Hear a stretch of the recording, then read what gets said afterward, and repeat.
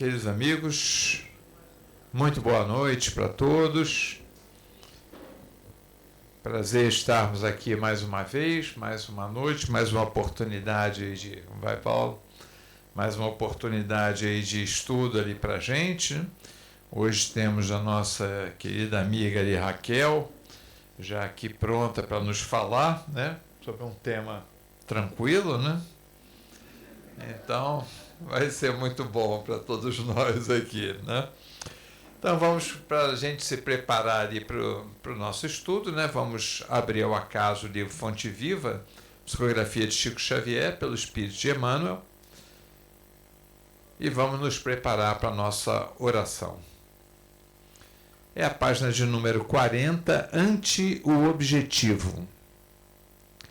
Para ver se de algum modo posso chegar à ressurreição. Paulo, em Epístola aos Filipenses, capítulo 3, versículo 11. Alcançaremos o alvo que mantemos em mira.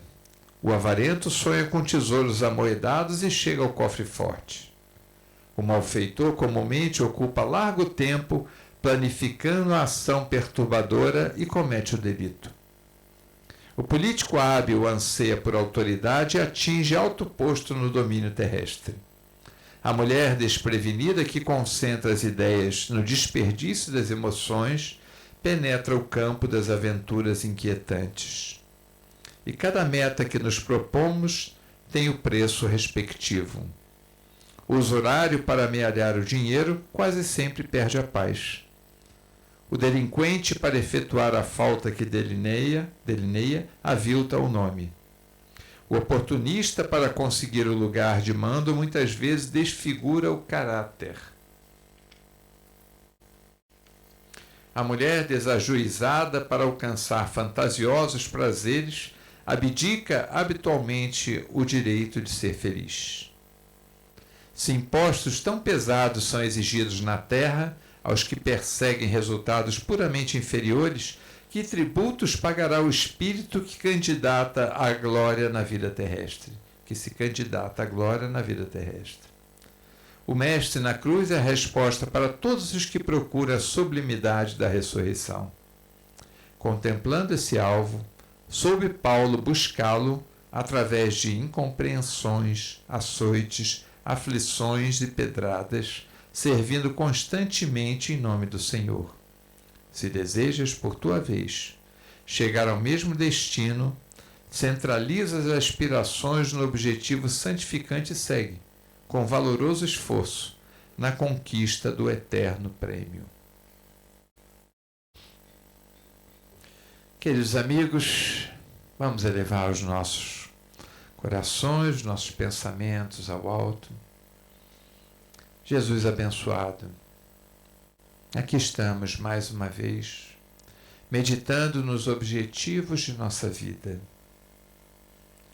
nos alvos, metas que traçamos para chegar à felicidade. Entretanto, tu bem sabes, querido Mestre, das dificuldades que temos para entender as nossas próprias metas necessárias à nossa evolução. Por isso te rogamos, Jesus, dá-nos o caminho, ilumina-nos como o farol que ilumina os viajores no mar sem fim.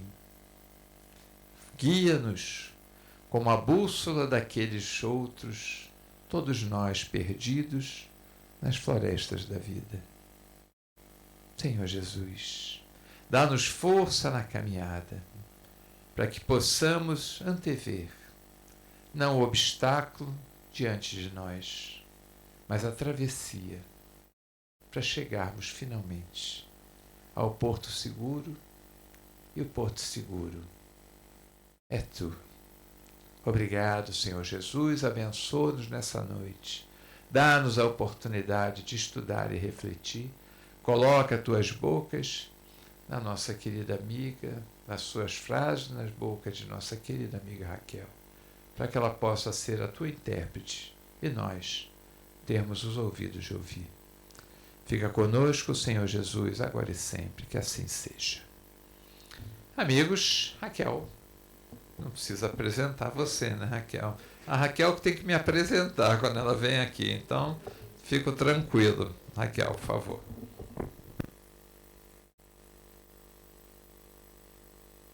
Todos me ouvem bem? Boa noite. Mauro, como é que eu passo o slide aqui? Isso, tá. Boa noite, que a paz de Jesus permaneça conosco. É uma satisfação imensa estar aqui, como sempre, adoro. A Márcia, quando me manda mensagem, Raquel, quando é que você vai poder estar em Teresópolis? Aí eu fico me organizando para vir fim de semana para cá. Mas agora é a minha primeira fala aqui, já com o segundo domicílio em Teresópolis, no ano passado. Semana passada eu me mudei para o novo domicílio. Eu sempre tive um pouso em Teresópolis com a minha família aqui, com os meus irmãos, mas agora resolvi voltar a ter um pouso mais frequente. Então vocês vão me ver nos sábados à noite sempre, quase sempre. E isso vai ser ótimo. Minhas filhas estão muito contentes também, já colocaram no esquema, vamos ver todo mundo, porque não existe casa espírita igual a essa. É porque o nosso coração está aqui, né? Mas eu frequento uma casa espírita no Rio de Janeiro, que eu adoro, e que eu também tenho a sorte de ser convidada lá para falar de vez em quando, que é o Amor, Caridade e Esperança. A gente está com a Denise aqui, nossa companheira de lá, que é a casa onde o Mauro foi presidente, onde a Fernanda estava lá, onde Aparecida, Pastana, os nossos amigos de lá de longa data. Então, nosso coração está lá também. E essa casa espírita é uma casa espírita assim, tão especial que uns meses para cá eles começaram a selecionar uns temas assim que são o desafio imenso para os espíritas. Então me pediram para falar de direitos humanos, eu falar, bom, tá bom, vou falar de direitos humanos. Aí fiz lá um estudo, né? Tô aprimorando mais. E aí me pediram, Raquel, você vem falar qual o tema? Feminismo. Eu falei, gente, você tem certeza? E aí eu fiz o estudo de feminismo lá, e o tema que eles encomendaram era o movimento feminista e a doutrina espírita. E eu expliquei para eles porque que eu mudei e botei um S ali, porque a gente hoje vai conversar sobre esse tema tão desafiante.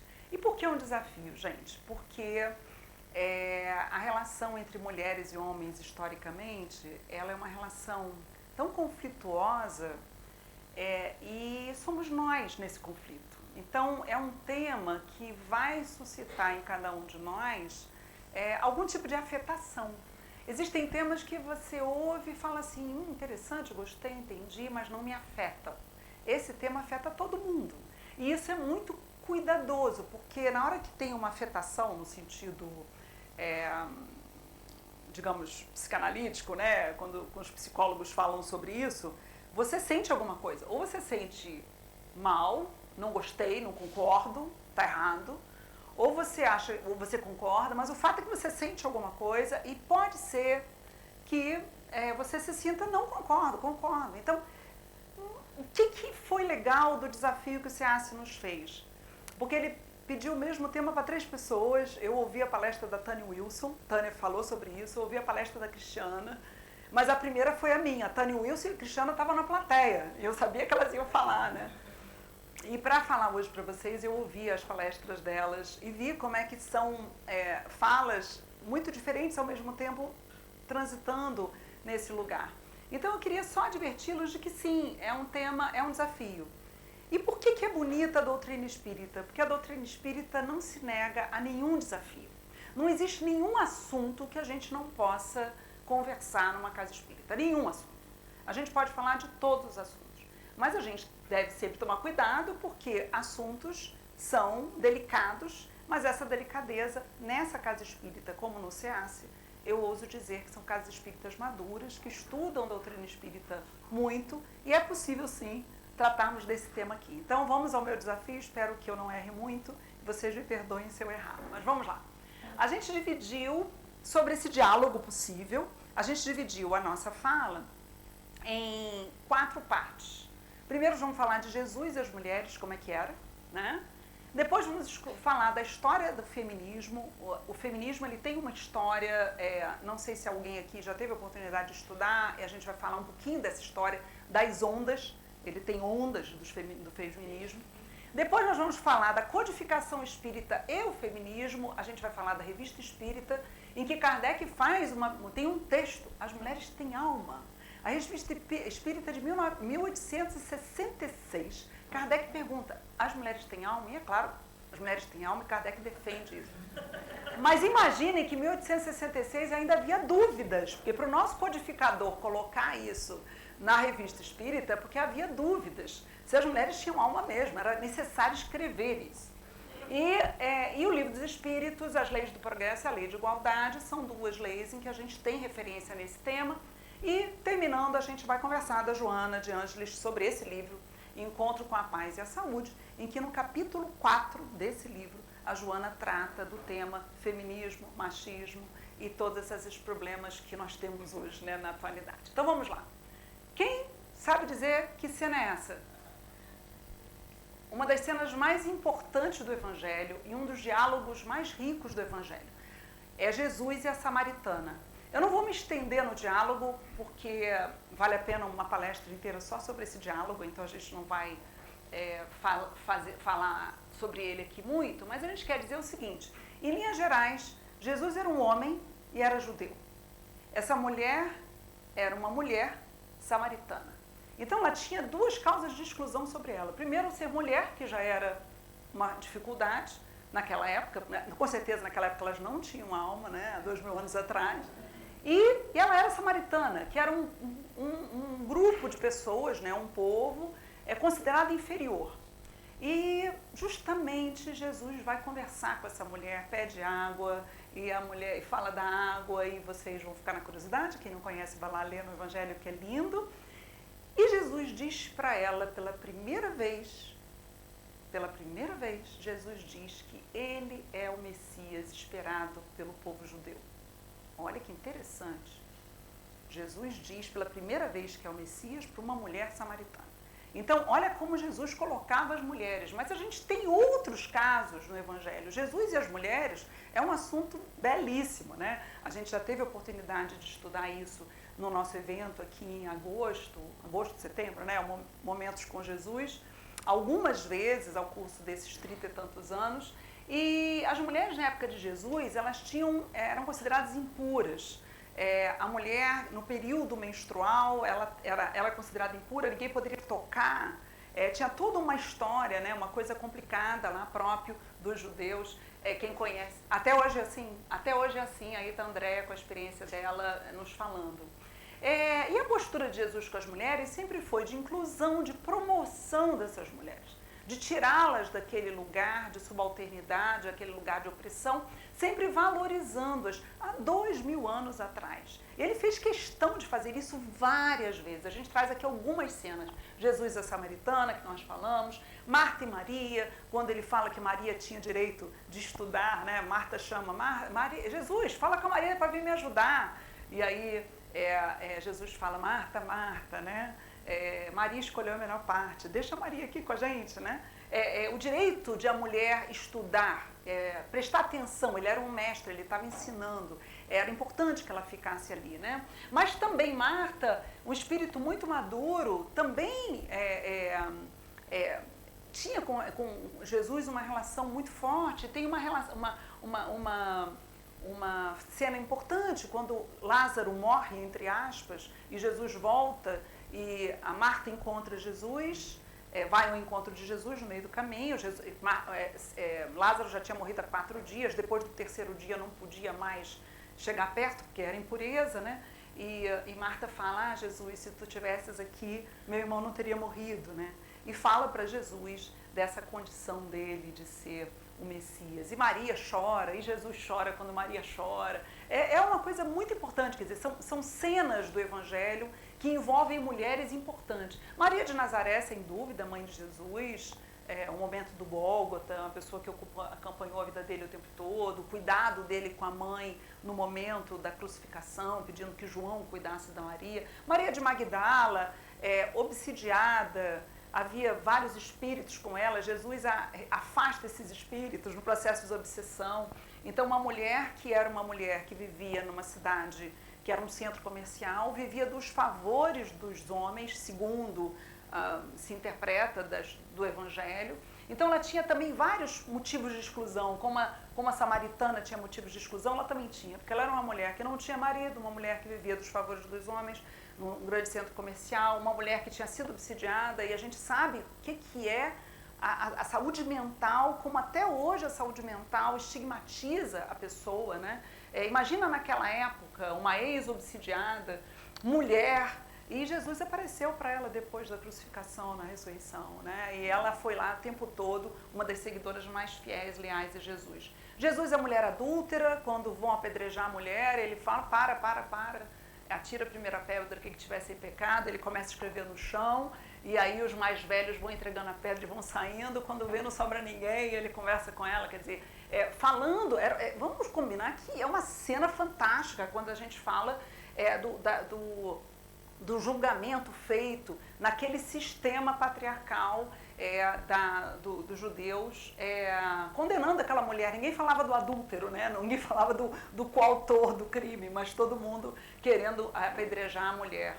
E a mulher é morruiça, a mulher que no meio da multidão, Jesus no meio de uma confusão, no meio da multidão, alguém toca nela, né, toca nele, ele fala, alguém me tocou, e aí essa pessoa é curada a partir daquela doença. Imagina o número de doenças que havia na época, ainda hoje há tantas doenças, imagina naquela época. Então eu te trouxe alguns exemplos aqui da postura de Jesus diante das mulheres, e o que traz para a gente no Evangelho uma referência muito forte de que sim, é preciso valorizar essa experiência feminina num trabalho, de qualquer trabalho que a gente imagina de evolução da humanidade. Mas aí eu trouxe algumas perguntas, porque o feminismo é uma palavra, o movimento feminista ele é objeto de muitas críticas. E também no movimento espírita. Eu me lembro, tive a felicidade de nascer numa família espírita, me lembro quando criança, quantas vezes eu vi palestras, milhões, nem sabe quantas palestras, o que foi muito bom para a minha formação humana e inclusive profissional, porque a cultura, né, o movimento espírita ele é culto, você ouve muita gente diferente, falando de lugares diferentes, e eu me lembro muitas vezes a crítica, não, o feminismo é um desequilíbrio, estão querendo fazer um movimento que não, objeto de críticas. E hoje a gente vai passar para vocês aqui uma percepção do que a gente pode entender hoje com esse feminismo, com esses feminismos. E a gente traz algumas perguntas, porque às vezes a pessoa diz assim, não, o feminismo é uma coisa de quem é do movimento social, está fazendo ativismo político, mas a gente vê algumas perguntas, e as perguntas vocês respondam para si mesmos, tá? Você concorda que mulheres devem receber o mesmo salário que homens para realizar o mesmo trabalho? Concorda que devem ser as únicas responsáveis pela escolha da profissão e que esta decisão não pode ser imposta pelo Estado, pela escola ou pela família? Que mulheres devem receber a mesma educação escolar que os homens? Era o que Kardec defendia lá naquela época, né? Que cuidar de crianças seja uma obrigação de ambos os pais? Que mulheres devem ter autonomia para gerir seu dinheiro e seus bens? Concorda com isso? Que mulheres devem escolher se e quando se tornarão mães? Que uma mulher não pode sofrer violência física ou psicológica caso se recuse a obedecer a um homem, inclusive quanto a fazer sexo? Que as atividades domésticas são responsabilidade dos moradores da casa, sejam eles homens e mulheres? Que mulheres não podem ser espancadas ou mortas por não quererem continuar num relacionamento afetivo? Bom, se vocês concordam com isso, então todos daqui somos feministas. Então avise e participe. O feminismo não é esse horror. Qual é a grande questão feminista que às vezes nos afasta, espíritas, do movimento feminista? Porque a gente sintetiza o feminismo no aborto. O aborto é uma pauta em alguns movimentos feministas, não todos, porque o feminismo ele não está restrito a um movimento uníssono, com uma fala só. A gente está falando de movimentos no mundo inteiro, de vários grupos diferentes, de mulheres diferentes, de países diferentes, de religiões. Tem grupos de feministas vinculados a religiões que são contra o aborto. Então o aborto ele não é o que identifica o movimento feminista. O que identifica o movimento feminista está mais próximo da resposta dessas perguntas. Entenderam? Mas a gente olha o aborto, como nós espíritas somos contra o aborto, a gente vai lá e coloca o feminismo como falam os antigos, joga a água do banho do bebê, vai junto com a água do banho. Não é assim, né? A gente acaba deletando tudo como se tudo fosse, para nós, absurdo. Os movimentos feministas, com S, podem ser conceituados como um conjunto de movimentos políticos, sociais, ideologias e filosofias de mulheres e para mulheres, que desde o século XIX vem ganhando espaço em todo o mundo, promovendo mudanças políticas e sociais em benefício das mulheres e da sociedade como um todo. Fala do empoderamento feminino e da libertação dos padrões patriarcais. Muito recentemente eu vi uma distinção que eu gostei muito. Existem 3 palavras vinculadas a esse assunto feminismo. É o patriarcado, o machismo e a misoginia. E eu nunca tinha visto com tanta clareza a distinção entre esses conceitos. O patriarcado seria um sistema. O machismo seria uma tecnologia. É interessante pensar isso. É a forma como esse sistema se manifesta nas relações. E a misoginia é um discurso. Então, quando a gente fala, esse discurso é misógino, é um discurso que diminui as mulheres de alguma forma, ou estigmatiza as mulheres de alguma forma. Então, são palavras que a gente usa, às vezes, de forma pouco técnica, mas a gente poderia conceituá-las dessa forma. O patriarcado é um sistema é um negócio complicado, porque ele envolve várias questões. O machismo é uma tecnologia, é uma forma de agir, e a misoginia é um discurso. Qual a diferença entre igualdade e equidade? Porque o que se pede no movimento feminista é uma igualdade de direitos. Mas existe uma distinção que a gente usa muito, mas eu levaria aqui um dia tentando explicar, e como eu não tenho esse dia para explicar, eu vou mostrar uma figura, uma imagem que vai explicar o que é igualdade e o que é equidade. Porque a equidade tem sido um problema contra o feminismo. Vamos lá. Isso aqui é igualdade, isso aqui é equidade. É preciso, na equidade, entender que é necessário tratar diferente aqueles que estão diferentes por alguma dificuldade a mais. Então, as pessoas que falam contra o feminismo dizem o seguinte: as mulheres querem direitos iguais, mas elas querem continuar com a aposentadoria diferente. Elas querem continuar com a licença maternidade diferente. Elas querem continuar com essa vantagem ou aquela vantagem. E a gente está falando de igualdade no sentido claro, concreto, a gente está falando de equidade. Os 3 têm o direito de ver o jogo atrás do muro da mesma forma. São pessoas diferentes, em situações diferentes. Passa bem a mensagem, não passa essa figura? Então vamos lá.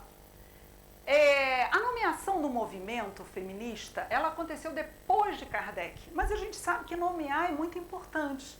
Nomear o bullying. Eu tinha bullying, presenciei bullying na escola, só que não tinha esse nome. E na hora que se dá nome, você começa a ter um estudo, até acadêmico, em torno daquela situação. E você começa a sistematizar aquele conhecimento. Então, bullying, alienação parental. Quantas vezes já houve alienação parental? As pessoas se separavam, o filho se distanciava de um dos pais ou do pai e da mãe depois do divórcio. Hoje isso tem nome. Então, assim, os nomes são dados também para que a gente consiga identificar aquele movimento ou aquele fenômeno social. E depois que a gente identifica e põe nome, a gente diz assim, botei nome, mas tem alienação parental assim, alienação parental assado, tem esse aspecto, tem esse aspecto, tem esse aspecto, mas isso faz parte da construção do conhecimento. Porque a partir do momento que você nomeia, começa a juntar conhecimento e você começa a perceber, mas tem bullying assim, tem bullying assado, tem cyberbullying, aí você começa a distinguir. E é isso que aconteceu. A expressão feminismo ou feminista teria aparecido pela primeira vez em 1872 na França e nos Países Baixos, em 1890 no Reino Unido e em 1910 nos Estados Unidos. Kardec é de 1857. A Revista Espírita As Mulheres Têm Alma é de 1866. Então foi antes da palavra feminismo ter sido criada, mas Kardec já estava falando de feminismo nesse texto lindo que a gente vai ver uns trechos aqui. O feminismo teve 3 ondas conhecidas e hoje se fala de uma 4ª onda. Eu vou tentar aqui rapidamente explicar para vocês o que eu pude estudar. Eu tive oportunidade de estudar muito esse assunto. Eu fiz um mestrado acadêmico na área de direitos humanos e foi inevitável, apesar do meu mestrado ter sido sobre outro assunto, sobre pessoas indocumentadas no Brasil, pessoas, o que a gente chama de subregistro, essa foi a minha pesquisa, mas eu tinha as disciplinas no mestrado, muitas, tinha o texto de feminismo. Então eu tive de estudar, eu achei excelente, tenho 2 filhas mulheres, né? Sou mulher, conhecia pouco. Então eu diria a vocês que, como uma mulher branca, de classe média, cisgênero, heterossexual no Brasil, eu sofro mais pelo fato de ser mulher do que as outras exclusões. Eu não tenho sobre mim outras exclusões, como muitas mulheres têm. Mas a exclusão, a discriminação de gênero sempre foi por mim, de alguma forma, pessoalmente, naturalizada. Eu não percebia algumas exclusões e discriminações de gênero no meu cotidiano. Eu não percebia. E eu falo para vocês, eu comecei a perceber isso tem menos de 10 anos. E quando eu fui estudar o assunto, isso ficou um pouco mais claro para mim. Então, hoje, eu consigo conscientizar. E na medida que eu conscientizo, quando está acontecendo a discriminação de gênero, eu consigo educadamente pontuá-la, porque é importante que a gente, com educação, pontue o que está acontecendo. Educadamente, nunca sofri nenhuma sanção por isso. Mas a gente consegue colocar, porque quando fica claro para você, você se comunica com alguém, você consegue que fique claro para ele. Por isso que é tão importante a gente se conhecer e saber o que está acontecendo conosco. Porque se a gente quer explicar para alguém alguma coisa que está nos acontecendo, não adianta que você não vai conseguir que seja claro para o outro se não estiver claro para você. A primeira onda, e aí eu vou explicar as ondas antes de falar da primeira onda em si. Eu uso muito uma metáfora no trabalho e tomo a liberdade de falar com vocês na primeira pessoa porque eu acho que isso nos conecta mais de alguma forma. Eu uso no meu trabalho muito a metáfora da onda, porque eu digo o seguinte, estou eu na praia, estava conversando com o Mauro sobre isso, eu não falei da onda para ele, mas é isso que eu acho, com a minha prancha de surf, não sei surfar, mas metaforicamente eu sou uma surfadora de ondas. Eu não sei como fazer a onda surgir, eu não tenho como fabricar uma onda, mas eu tenho que ficar na praia olhando e percebendo que a onda chegou lá de trás, porque lá de trás eu posso juntar a galera, gente, vamos lá. A onda está chegando, está lá longe, não sei quantos metros da praia. E a gente tem que entrar na água, a gente tem que surfar essa onda, porque a onda está acontecendo. Por que é a onda? A onda é muito complexa, eu não posso fazer ela acontecer. Mas ela acontece, e se eu estiver atenta, eu posso perceber que ela aconteceu, eu vou pegar minha prancha e vou lá surfar a onda. Quem trabalha com direitos humanos e quem trabalha na construção de políticas públicas para pessoas vulnerabilizadas, que é nisso que eu trabalho, é preciso a gente perceber a onda assim, muito tempo antes. Para juntar a galera, tá chegando. Essas ondas são assim, essa onda só foi identificada como onda quando chegou a segunda onda. Na segunda onda, uma estudiosa chegou ao seguinte, nós estamos na segunda onda feminista. A primeira já passou. Quando foi a primeira? A primeira aconteceu no século XIX e durou até 1960. Era sobre a emancipação política e o sufrágio. A emancipação política começou com as mulheres americanas, né, norte-americanas, dizendo que tinham direito de voto, queriam votar. E lá eram mulheres brancas e de classe média. Era esse o perfil dessas mulheres na primeira onda feminista. A segunda onda, de 1960 a 1980, emancipação sexual e reprodutiva, igualdade laboral, mulheres no mercado de trabalho. Já é uma outra onda, isso começou depois. Aí vem a obra O Segundo Sexo, de Simone de Beauvoir. Vocês viram as homenagens a Fernanda Montenegro, que ela fez aniversário, e ela fez recentemente uma peça de teatro, um monólogo, em que ela declamava Simone de Beauvoir. Esse livro ficou muito famoso, é um livro que meio que concretiza esse movimento. É a obra O Segundo Sexo, publicada em 1949, mas que a onda seria em 1960, já com uma repercussão dessa obra, em que ela disse que uma mulher não nasce mulher, mas torna-se mulher. E ela chama atenção para uma questão cultural, ela chama atenção para uma dimensão não física do sexo, do gênero. E aí começa a surgir esse conceito de gênero. E para nós espíritas é muito razoável que seja assim, porque nós sabemos que nós somos espíritos muito para além desse corpo físico. Então, se o corpo físico tem um sexo masculino, feminino, ou se ele tem uma situação de intersexo, que é uma pessoa que vive nessa dubiedade sexual física, que acontece, e acontece com 1% da população, então não pensemos que seja pouca coisa, é muita coisa, né? O número de pessoas intersexo é muito grande, e precisam ser acolhidos nessa condição. a gente vai imaginar, então, que existe uma dimensão não física do que seja ser mulher, do que seja ser homem. E a Simone de Beauvoir falava isso na época. Existe algo cultural. Ser mulher não é só ter órgãos sexuais femininos. Existe algo mais que traz esse papel de ser mulher. E justamente nessa época havia essa questão da igualdade laboral. Para quem sabe a história do dia 8 de março, vai lembrar que o dia 8 de março foi o dia em que mulheres foram mortas numa fábrica porque estavam reivindicando trabalhar um pouco menos de 16 horas por dia, que era o tempo de trabalho que elas tinham. Então elas queriam direitos trabalhistas, né, no mercado de trabalho. E a terceira onda, que seria de 1980 até a atualidade, e algumas pessoas dizem que ela já teria, a terceira onda feminista, já estaremos aí numa quarta, mas ela se falaria da diversidade sexual e de gênero e dos diversos feminismos. E aí que a gente fala desse pluralismo do movimento e dessa não harmonia do movimento. O feminismo não é um movimento feminista, são movimentos feministas diferentes. Nesse momento, a gente tem as feministas latinas, as negras, as revolucionárias, as proletárias, as lésbicas, o pró-sexo, a anti-pornografia, etc., que fomentaram um debate feminista em todo o século XX, evidenciando grande diversidade no feminismo, de indivíduos, de grupos, de pautas e de estratégias, ao ponto de algumas estratégias sejam colidentes dentro do próprio movimento. Então, mulheres, vocês devem lembrar daquelas movimento feminista, aquelas mulheres que queimavam sutiã, andavam nuas, não sei o quê. Existe um grupo feminista que acha um absurdo isso, que acha que essa exposição do corpo feminino seria justamente aviltar e diminuir o valor das mulheres. São estratégias, inclusive, de movimentos diferentes entre esses movimentos. Houve uma característica nessa onda que é a aproximação com o movimento LGBTQIAPN+, que é esse movimento da diversidade sexual.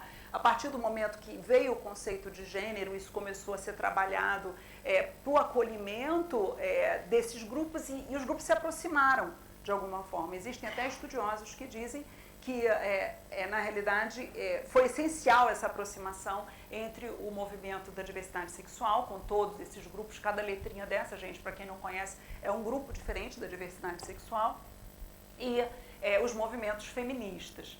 E essa questão do gênero, do conceito gênero, ele aconteceu depois numa Convenção Internacional de Direitos Humanos, que aconteceu na China, em Beijing, que essa convenção ela traz pela primeira vez numa convenção internacional de que havia sexo e gênero, quer dizer, a gente estaria falando de sexo quando a gente fala do aspecto físico, corpóreo, e haveria uma outra questão que seria o gênero, que seria maior. Para nós espíritas que já conhecemos a obra do Jorge Andréia, Forças Sexuais da Alma, que já estudamos a longa data a sexualidade humana, isso não é de estranhar, né? Por isso que a gente está falando desse diálogo entre doutrina espírita e esse tema, para nós não é surpreendente. Subjetividades relacionadas à raça e à cultura, e aí a gente começou a trabalhar, por exemplo, as mulheres, o feminismo negro começou a defender a tese de que sim, o que elas queriam é diferente do que as feministas brancas queriam. Porque o feminismo negro traz um conceito que é esse novo conceito. Kimberly Crenshaw falou em 1989 do conceito chamado interseccionalidade, que eu já falei aqui quando eu falei da Samaritana, que eu falei aqui quando eu falei da Maria de Magdala. O que é a interseccionalidade? É a causa de exclusão que se sobrepõe na mesma pessoa. Então, mulheres negras criaram o conceito de interseccionalidade para dizer, além de sofrer por ser mulher, como vocês, mulheres brancas, a gente ainda sofre por sermos negras. Então, a gente tem duas causas de discriminação sobre nós. Eu tenho uma amiga querida, espírita também, defensora pública no Rio de Janeiro, que ela fez a seguinte tese de doutorado dela. Ela fez uma tese de doutorado sobre mulheres que estão presas com problema de saúde mental, negras e pobres, na prisão, com problema de saúde mental. É muita interseccionalidade, né? É muita causa de exclusão. E a proposta é como ela vai sair daquele local se o Estado brasileiro não ajudá-la a sair daquele lugar, porque é muita exclusão na mesma pessoa. Jesus fez isso, né? Ele via aquela interseccionalidade naquela época e ele promovia aquela mulher com o poder imenso de persuasão que ele tinha, né? Então há um questionamento desse modelo mulher branca, classe média, com o surgimento de outros feminismos. Conceitos importantes: machismo, a ideia secular de uma superioridade masculina sobre o feminino. O feminismo, que é um movimento que luta pela equidade, lembra da equidade que eu falei? Não é necessariamente igualdade, é equidade. E o gênero, que é esse conceito que permitiu a compreensão de que não é a anatomia que posiciona a mulher e o homem em âmbitos e hierarquias distintos, e sim a simbolização que as sociedades fazem dela. O gênero atribui à construção social a desigualdade existente entre homens e mulheres. Serve, portanto, para determinar tudo que é social, cultural, historicamente determinado, quer dizer, sai do aspecto físico. Há uma resistência, claro, até o próprio conceito de gênero, é uma resistência, e a gente gostaria de dizer que para a doutrina espírita não tem muito sentido, porque a gente sempre entendeu o ser humano como um ser biopsico, social, espiritual, quer dizer, com muitas outras dimensões além da dimensão física. Mas a gente fala, é uma expressão que se usa muito, das crenças limitantes, né? A gente tem crenças limitantes, estão dentro de nós, por isso que esse tema é tão complexo, porque a gente tem essa questão dentro de nós. Eu diria que a minha geração tem mais crenças limitantes, que eu não posso jogar fora essas crenças, porque elas fazem parte de mim, do que das minhas filhas, que são 30 anos mais novas do que eu. Elas têm outra relação com essas questões, muito mais leve, diferente da minha. E eu não consigo, simplesmente, só porque eu estou explicando para vocês, estudando esse assunto, sair desse lugar, porque a gente vive lá. Então, é importante saber que o feminismo não é oposto de machismo. Se o machismo é a supremacia do homem ou a subjugação da mulher, o feminismo não é isso. O feminismo é a igualdade. Existiria uma outra palavra, um outro conceito chamado femismo, em que o feminismo seria a supremacia da mulher sobre o homem, mas em nenhum momento o feminismo é o contrário do machismo. Então, que fique isso claro, o feminismo é a luta pelos direitos iguais, aquela que Jesus fez, aquela que Kardec defendeu quando falou que as mulheres tinham alma assim. Kardec e as mulheres. A Béli Boudet, a mulher de Kardec, figura muitíssimo importante em toda a obra e que a gente deve lembrar com muita gratidão, porque se nós estamos aqui hoje, no sábado à noite, numa casa espírita, estudando esse tema, sim, a gente deve também muito a Béli Boudet e devemos agradecer a ela. Kardec usava médiuns mulheres jovens, não foi por acaso, porque elas eram semi-analfabetas, elas tinham pouco acesso à cultura na época e elas eram capazes de serem médiums mais, como dizer? Fidedignas. Médiuns mais fidedignas. Obrigada pela ajuda. E isso aconteceu. Então, Kardec teve oportunidade, eram filhas de companheiros de trabalho de Kardec, espíritas, pessoas conhecidas que manifestavam esse interesse. Então, olha que interessante a relação de Kardec com as mulheres, a codificação, gente, a psicografia, a coletânea que Kardec fez veio pelas mãos de mulheres jovens. Olha como é que nós devemos ser gratas a essas jovens que emprestaram a sua mediunidade para todo o conhecimento que hoje compõe a doutrina espírita. E ele já defendia, sem o nome de feminismo, porque o nome de feminismo não tinha sido criado ainda na época, o direito ao voto das mulheres e o acesso à academia. Então, o nosso Kardec, sim, ele defendia a equidade. E se ele defendia a equidade, se nós olharmos para trás hoje, a gente diria que ele era feminista no sentido técnico da palavra feminismo, que é o que a gente está querendo hoje falar com vocês aqui, para que a gente não critique o feminismo sem entender do que se trata. Seguindo, mulheres têm alma? Então vamos lá, vamos ao texto de Kardec, Revista Espírita, janeiro de 1866. Durante muito tempo, elas aceitaram essa submissão como uma coisa natural. Tão poderosa é a força do hábito. Palavras do codificador. Eu chamei a atenção para tão poderosa é a força do hábito, quando a gente falou daquela questão das crenças limitantes. Desculpa, botei a mão, não podia. Eu me reconheço com crenças limitantes. E o tempo todo fico me questionando, Raquel, por que isso? A tua premissa é falsa. A Débora está aqui, amiga das minhas filhas, ela sabe, deve ser feminista, muito mais livre do que a minha geração, né? Não é isso, Débora? As meninas me questionam, mãe, pelo amor de Deus, por que você está falando isso? Isso é horrível. Eu falei, é horrível? Por que é horrível? Eu não sabia que era horrível, explica. Porque assim, eu nem percebo quão horrível é. Por quê? Porque eu estou dentro de uma caixinha que eu tenho que o tempo todo refletir sobre ela. Porque é poderosa demais a força do hábito. Isso o codificador já falava. Assim se acha fundado sobre as próprias leis da natureza o princípio da igualdade, pois o grande da véspera pode ser o pequeno do dia seguinte, e reciprocamente. A reencarnação foi rejeitada por muitos espaços porque não se admitia isso. Como é que hoje eu posso ser nobre e na próxima vez eu ser plebeu e depois ser nobre de novo?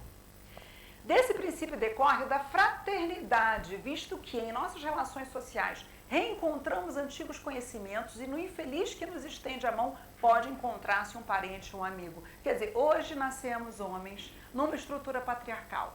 Se nós não percebermos as nossas crenças limitantes, o que vai acontecer? Vamos perder a oportunidade de colaborar para uma sociedade mais equânime e a gente vai reencarnar como mulher uma hora.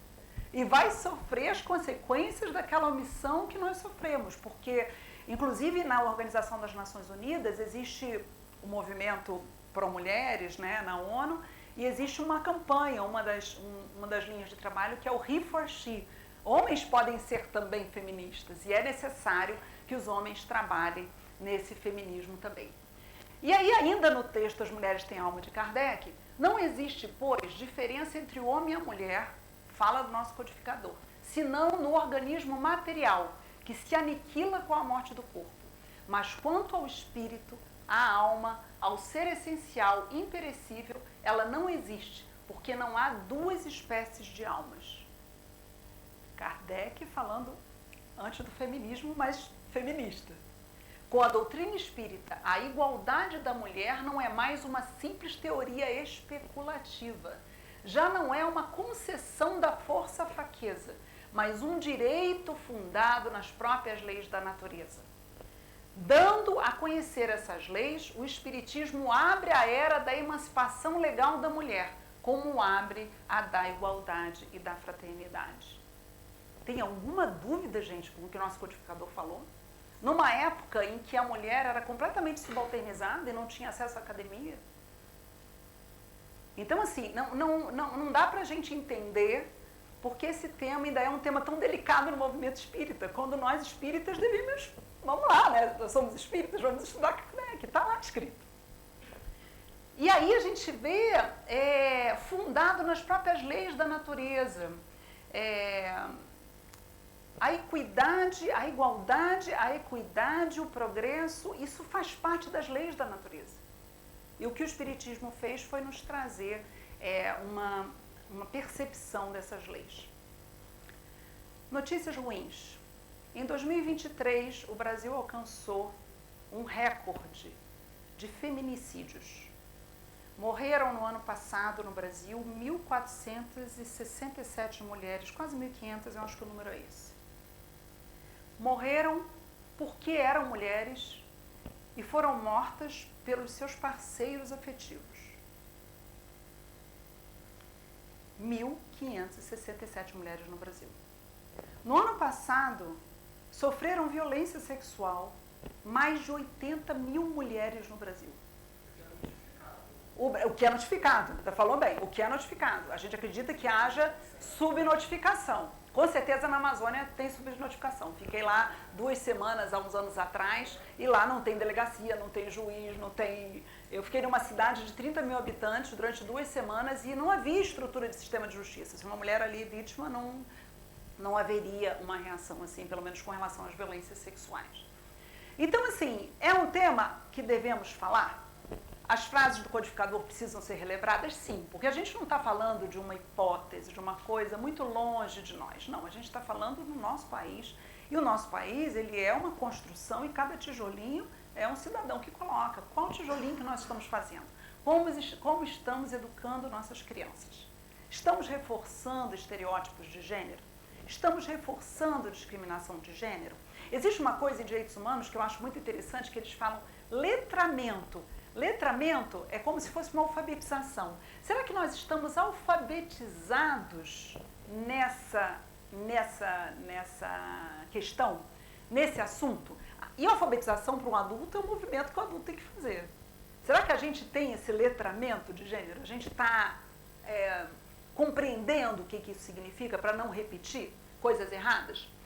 Agora, saindo lá do texto da Revista Espírita, na Lei da Igualdade, quando se fala da igualdade de direitos do homem e a mulher, parte 3ª do Livro dos Espíritos, que fala das leis morais, pergunta 817. São iguais perante Deus o homem e a mulher e têm os mesmos direitos? Não outorgou Deus, os Espíritos respondem com a pergunta, não outorgou Deus a ambos a inteligência do bem e do mal e a faculdade de progredir? É ótimo, né, quando você pergunta e o outro te pergunta para responder, né? De onde provém a inferioridade moral da mulher em certos países? Resposta dos Espíritos. Do predomínio injusto e cruel, muito bem adjetivado isso aqui, né? Vamos combinar. Que sobre ela assumiu o homem. É resultado das instituições sociais e do abuso da força sobre a fraqueza. Entre homens moralmente pouco adiantados, a força faz o direito. É isso que a gente ainda vê? Então, vamos pensar se nas nossas relações pessoais a gente está se utilizando da força, e a gente não está falando da força física sempre, se a gente está subjugando nas nossas relações, que tipo de construção que nós fazemos nas nossas relações. 820. A fraqueza física da mulher não a coloca naturalmente sob a dependência do homem? Kardec perguntando aos espíritos.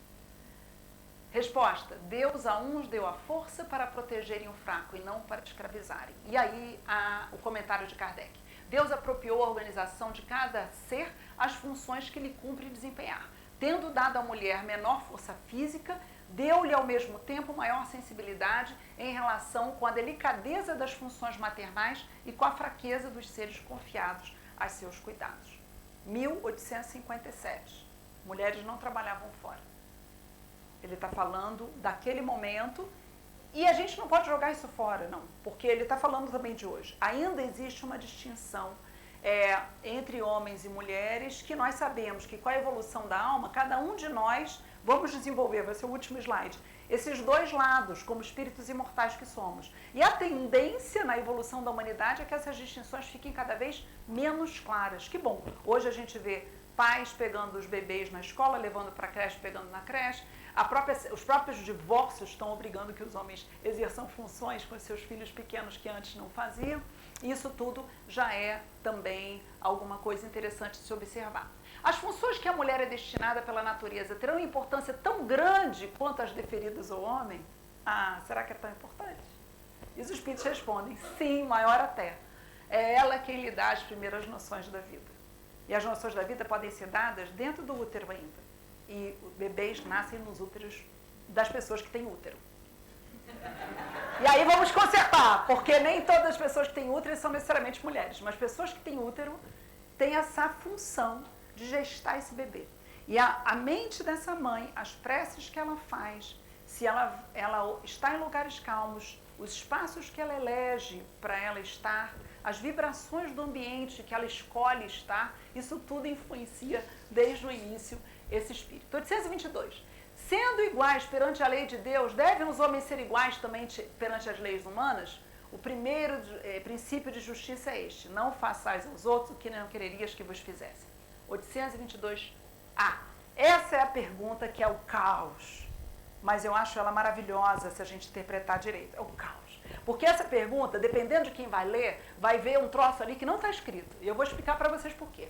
Assim sendo, pergunta 822A. Assim sendo, uma legislação, para ser perfeitamente justa, deve consagrar a igualdade de direitos do homem e da mulher? Resposta dos espíritos. De direitos, sim, das funções, não. Preciso é que cada um esteja no lugar que lhe compete. Ocupe-se do exterior o homem e do interior a mulher, cada um de acordo com sua aptidão. E aí, parece, pelo que eu ouvi e estudei, alguns tradutores da obra do francês colocaram aqui assim: ocupe-se do exterior o homem e da casa a mulher. Pelo amor de Deus. fazer, pelo amor de Deus. E aí os espíritas interpretam essa coisa e acham que a mulher tem que ficar em casa. Pelo amor de Deus, não é. E aí a gente está usando a interpretação da Federação Espírita Brasileira, a interpretação do Guilherme Ribeiro, e do exterior o homem, do interior a mulher. Então eu quero, como espírita, e que refleto sobre a interpretação que devo dar, eu quero dizer que esse exterior possa ser ligado a tudo que é objetivo. E o interior, aquilo que é subjetivo. Porque há uma tendência natural ainda no nosso nível evolutivo que mulheres lidem bem com a subjetividade. Mulheres choram, não tem problema em chorar. Os homens não choram, têm dificuldade de chorar. Mas hoje a gente já vê homens chorando e mulheres objetivas demais. Mora um exemplo. Homens chorando e mulheres objetivas demais. E a gente vai falar que, assim, existe aí algo que nós temos que aprender uns com os outros. Mas eu quero interpretar a resposta dos espíritos como, naquele momento histórico, e eu diria que ainda hoje, existe uma tendência das mulheres a perceberem a subjetividade muito mais do que os homens. Vejo isso no meu trabalho todos os dias. Quantas vezes a mãe chega e diz o seguinte, ele tem um problema de saúde. E o pai chega e diz assim, não é nada disso, é cisma dela, é a invenção dela, ela está exagerando. Não é isso? Eu aprendi muita coisa com a Fernanda, que a Fernanda disse, quando ela atende a criança e a mãe, e se a mãe diz que a criança não está bem, ela como médica pediatra presta atenção, porque se a mãe diz que a criança não está bem... Ah, é isso. Caiu?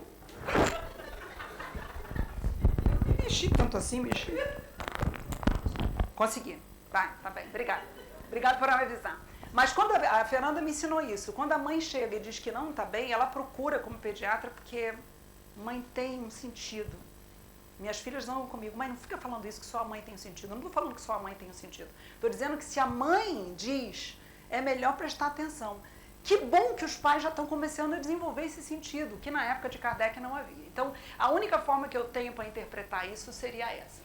Como interpretar, então, a parte final da pergunta 822A?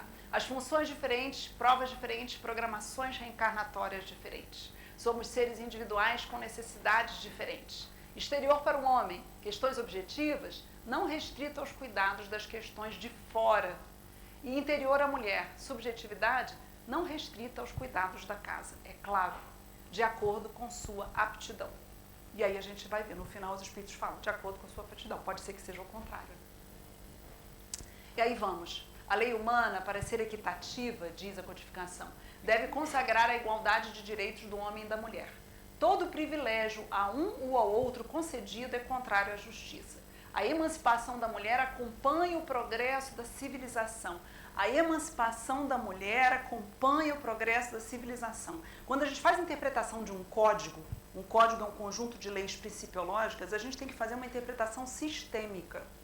Aquele 822A tem que ser interpretado de acordo com isso aqui, porque a gente está fazendo uma interpretação sistêmica, não pode fazer uma interpretação literal. A interpretação literal de uma lei é a mais pobre delas, porque a gramatical literal, ela não dá uma visão boa.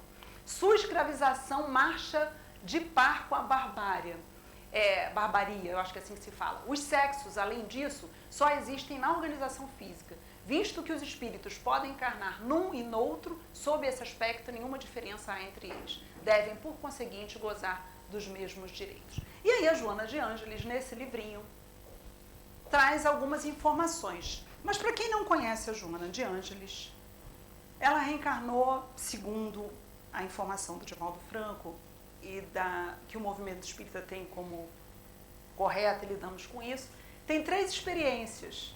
A primeira, na época de Jesus, ela seria Joana de Cusa, já lidava com as questões do casamento. Cusa era um procurador de Herodes, romano, e já havia uma questão ali com o casamento na época da Joana de Cusa. Então, esses conflitos já aconteciam. No México, ela teria reencarnado como Juana Inês de la Cruz. Eu estive no México em 2017, a trabalho, e uma das notas do dinheiro tem a foto lá, o desenho da Juana Inês de la Cruz. Então a gente não está falando de um personagem qualquer no México, é uma pessoa muito importante, considerada a primeira feminista das Américas.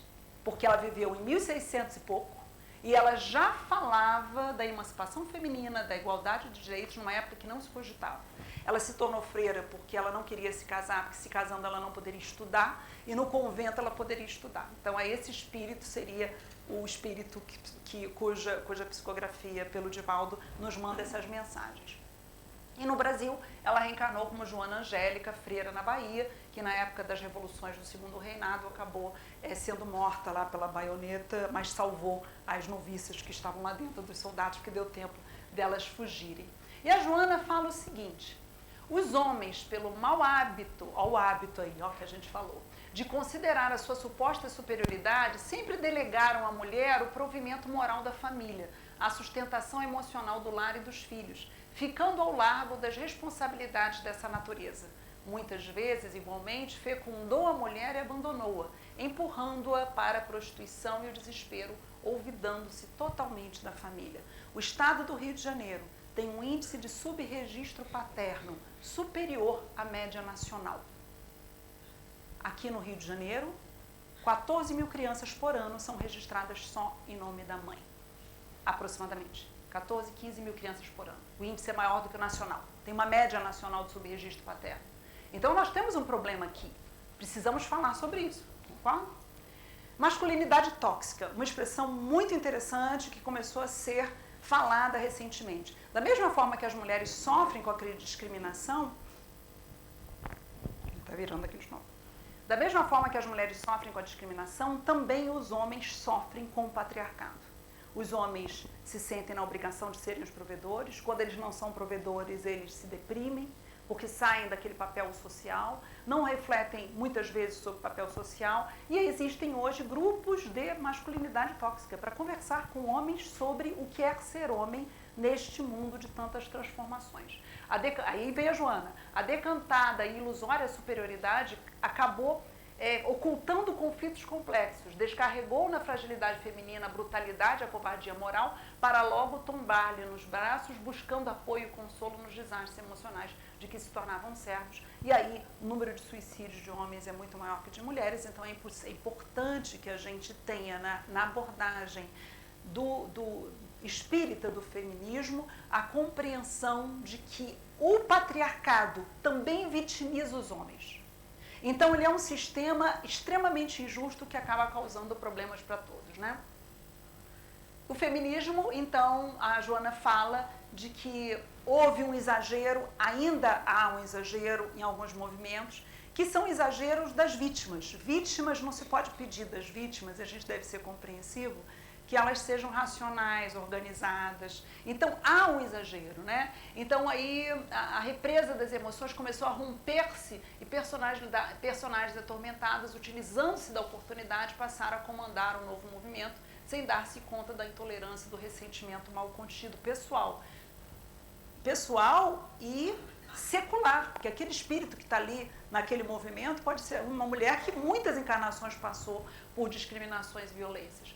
Então, esse ressentimento mal contido desafiando os cânones ancestrais e os conceitos de então, desdobrando em exagerados comportamentos que nada têm a ver com a dignidade, o equilíbrio e os direitos femininos. Então, é importante compreender o que é o feminismo, do que são as feministas, algumas feministas. Da mesma forma que a gente não pode julgar a doutrina espírita pelos espíritas. Concordam comigo? Né?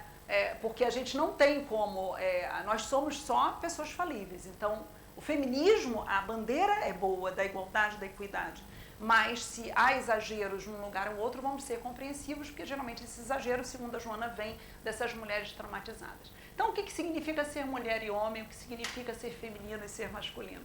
E aí, no livro Vida, Desafios e Soluções, ela se reportando ao estudo de Jung, ela fala do ânimos e do ânima. Todos nós teríamos esses dois lados dentro de nós e temos que trabalhar em equilíbrio. Sabemos que, como espíritos imortais, vamos desenvolver os dois lados, a objetividade e a subjetividade, que é o yin e yang lá dos orientais. Que quem conhece o yin e yang é o que a gente sabe. Gente, é possível, então, um diálogo entre doutrina espírita e os movimentos feministas? Sem dúvida. É importante que a gente converse sobre esse assunto na Casa Espírita. Então, eu estou aqui fazendo um agradecimento público ao SEACE, que me fez o desafio de apresentar um tema como esse, que eu imaginei que eu jamais fosse falar na Casa Espírita sobre isso, mas fiquei muito contente e queria dizer para vocês aqui no finalzinho, pedindo desculpas, e que eu passei já 2 minutos, na Revista Espírita, Kardec fala dessa característica essencial da doutrina espírita. E esse trecho é um trecho que a gente tem que lembrar sempre. Terceiro ponto, quando ele fala lá, 1868, tá? Enfim, é inerente ao caráter essencialmente progressivo da doutrina espírita. A doutrina espírita, ela tem um caráter progressivo. Isso foi dito pelo nosso codificador, estou falando as palavras dele. Pelo fato de ela não se embalar em sonhos irrealizáveis, não se segue que se imobilize no presente. Apoiada tão somente nas leis da natureza, não pode variar mais do que essas leis. Mas, se uma nova lei for descoberta, tem ela de se pôr de acordo com essa lei. Não lhe cabe fechar a porta de nenhum progresso, sob pena de se suicidar, assimilando todas as ideias reconhecidamente justas, de qualquer ordem que sejam, físicas ou metafísicas, ela jamais será ultrapassada, constituindo isso uma das principais garantias de sua perpetuidade. E na marcha do progresso, ele fala, há o progresso regular e lento, que resulta da força mesma das coisas. Quando, porém, um povo não progride tão depressa quanto deveras, Deus o sujeita de tempos em tempos a um abalo físico ou um abalo moral. Digamos que nós estamos vivendo esse abalo moral, estamos vivendo os físicos também, de forma muito grave. E aí, esse trecho que eu acho fantástico, um comentário de Kardec na Lei do Progresso, aquela questão. Revoluções morais, como as revoluções sociais, se infiltram nas ideias pouco a pouco, germinam durante séculos, depois irrompem subitamente e produzem um desmoronamento do carunchoso edifício do passado que deixou de estar em harmonia com as necessidades novas e com as novas aspirações. Que o feminismo possa ser visto como uma dessas revoluções que aos pouquinhos foi sendo construída pelas mulheres, sim, elas eram as vítimas, então elas é que gritaram muito. E terminar com uma frase não espírita, que eu acho fantástica. A gente não se liberta de um hábito atirando-o pela janela. É preciso fazê-lo descer a escada, degrau por degrau. Ok? Obrigada, gente. Beijos em todos, que a paz de Jesus permaneça conosco. Muito obrigada pela atenção. Fecha aqui.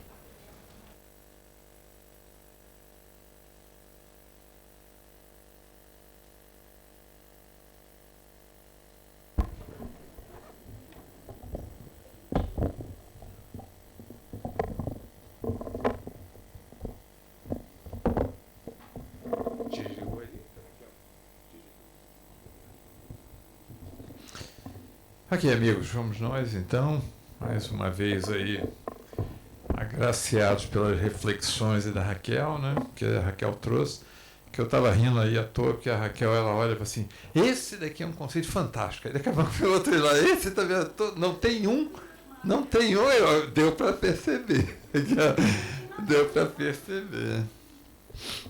Muito bacana o estudo. Estava pensando também, quando você estava falando, né, Raquel, assim, às vezes a gente espírita passa muito tempo olhando para trás, vendo assim, quem nós fomos, né? Qual a encarnação, quem nós fomos em outras vidas, né? Então a gente perde muito tempo pensando nas outras vidas. Mas é raro a gente pensar quem nós seremos na próxima. Que é uma reflexão interessante assim, que eu queria deixar para vocês. Pense assim, quem nós seremos na próxima? Porque tudo isso que a Raquel falou, né, todos os preconceitos, Deus vai tentar nos ajudar fazendo uma inversão desse processo.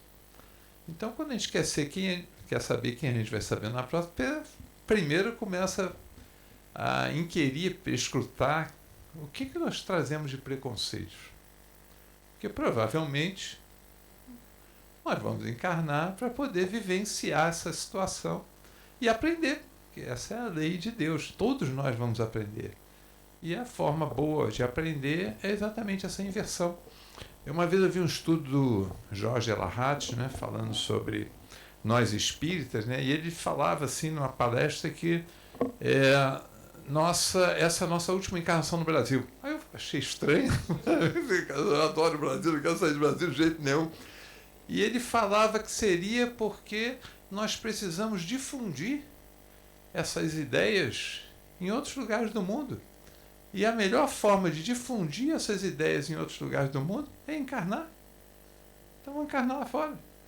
É engraçado, né? A gente olha como se nós estivéssemos na mesma vivência, como se nós fôssemos homens, e fomos homens, então, mas não somos homens.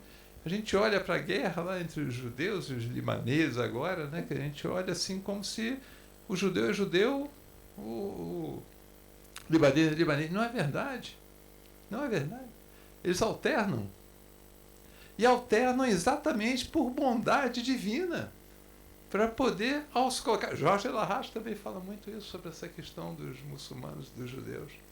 A melhor forma que você tem, Jorge Elahad fala sobre os cristãos e os muçulmanos. Não esquece, vem das cruzadas ali, observa, cristão. Aonde estão eles? Estão do outro lado. E depois do outro lado, volta para esse lado e até aprender. Até a gente aprender que viver em paz é o melhor remédio para as nossas almas. Enquanto isso, Deus vai nos dando esse empurrãozinho da reencarnação. Então, assim, achei muito bacana quando Raquel traz essas reflexões para a gente, né, das coisas que nós vemos hoje e muitos preconceitos sem a gente sentir. Achei muito legal também, Raquel, trazer isso, né? Às vezes a gente fala as coisas e não sente, né? E aí vem a geração nova, né? Diz, quer ver uma coisa muito comum? Você conta uma piada que você acha engraçado. Aí, olha, meus filhos, então, olha, são cruéis. Né? São cruéis. Olha assim, não move um músculo. E ainda tem aquele olhar de piedade. Coitado desse rapaz, não aprende. Ele passa a encarnação, ele não aprende. Ainda vem aquele olhar de piedade. Mas é exatamente isso. As dificuldades de a gente viver nessa caixinha, né? Que nós temos que sair da caixinha, né? E Deus vai nos dar esse empurrãozinho, daqui a pouco estamos do outro lado, e do outro lado a gente vai ter a oportunidade de evoluir mais rápido, né? Amigos, vamos então aos avisos, e acho que só tem um, né? Tá. Da AME, né? A Associação Médico Espírita de Teresópolis, que ela faz então seus estudos no Facebook da AME Teresópolis e no YouTube da AME Teresópolis, que ocorrerá no dia 20, amanhã, dia 20, às 10 horas, portanto. O Dr. Rodolfo Moraes, que é um médico especialista em medicina paliativa da dor e presidente da AME Franca, né? E ele vai falar sobre o tema: a contribuição do Evangelho para a compreensão do fim da vida. A contribuição do Evangelho para a compreensão do fim da vida. Interessante, tema interessante. Amanhã, 10 horas da manhã.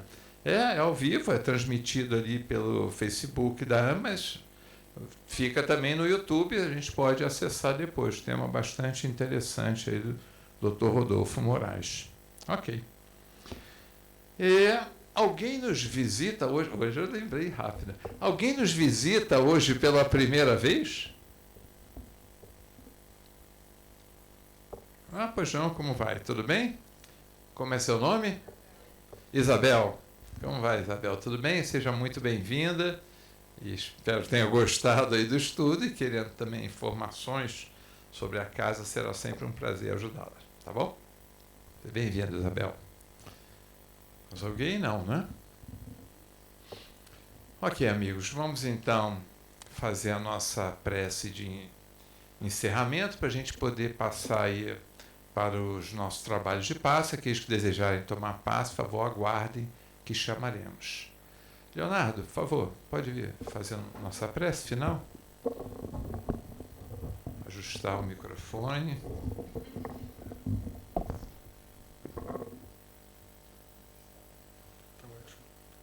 Muito boa noite a todos. Vamos orar. Senhor Jesus, elevamos o pensamento a Ti, agradecendo por mais esse instante, onde aqui, reunidos em Teu nome, estudamos um pouco mais da Tua boa nova, do Teu Evangelho, clarificado à luz da interpretação do Espírito da Verdade. Agradecemos de coração todos esses conhecimentos que nos fazem refletir, nos fazem pensar e nos fazem querer sermos versões melhores de nós mesmos, Senhor. Ajuda-nos a poder interiorizar tais conhecimentos e levá-los para o nosso dia a dia para que possamos testificá-los e praticá-los. Agradecemos de coração o trabalho com o qual ganhamos o nosso sustento digno, o teto que nos acolhe para nosso repouso e, enfim, todas as oportunidades que tem nos dado, muito mais por intermédio da tua misericórdia divina do que por nosso merecimento pessoal. Obrigado por tudo e que assim seja.